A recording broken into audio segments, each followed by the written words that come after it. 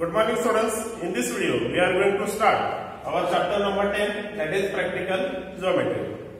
Students, in your previous class you have learned how to draw a circle with given radius, how to draw line segment of given length, how to draw perpendicular bisector of given line segment, how to draw perpendicular line to the given line from the point on the line or from the point outside the line, how to draw an angle with given measure. If measure of any angle is given, then how to draw this angle, how to copy given angle, and how to draw angle bisector of the given angle. These all things you have already learned in your previous class. Now students, in this chapter we are going to learn construction of triangles. Students, triangle can be drawn if any one of the following sets of measurements are given. Students, we can construct any triangle if from the following sets of measurements any one set of measurement is given. First, three sides.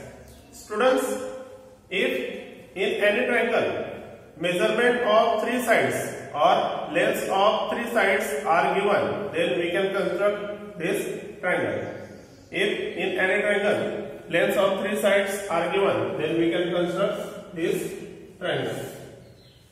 Now, second, two sides and the angle between them.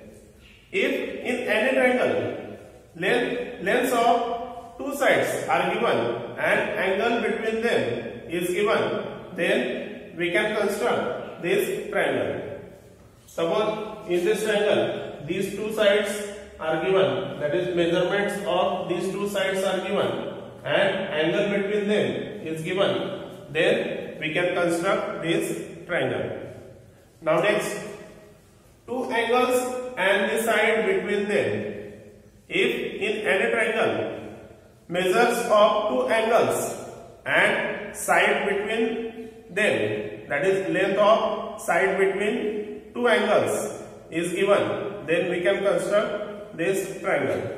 Students, if in any triangle measures of two angles and side between them are given, then we can construct this triangle. Now next, the hypotenuse and a leg in the case of a right angle triangle.